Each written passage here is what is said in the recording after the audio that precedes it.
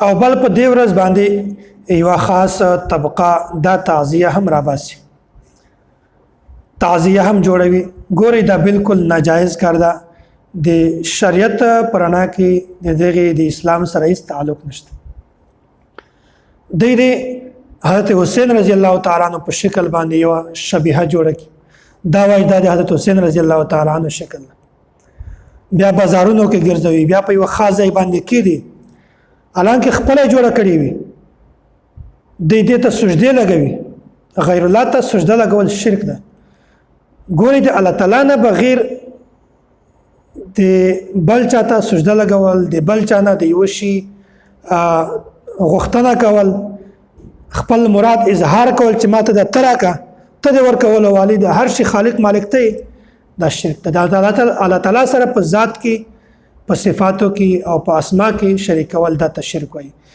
الله تعالی د هر سړي مغفرت کوي، خو د مشرک سړي کله هم مغفرت نه کوي.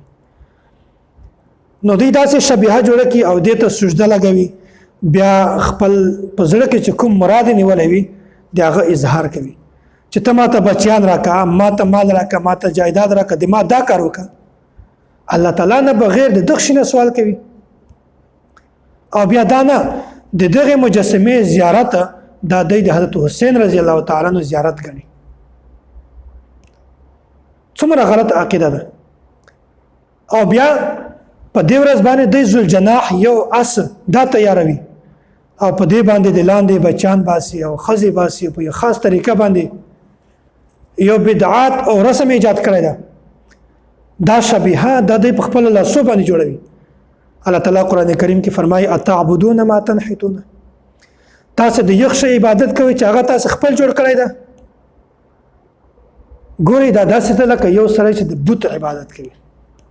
موږ په معاشره کې بتانو ته سجده لګول دا خو یو بد کار ګڼل کېږي، خو دې ته نه ګوري چې آیا دغه طبقه دا د حضرت حسین رضی الله تعالی عنہ په شکل باندې یو شبیهه جوړه کی او دې ته سجده لګوي.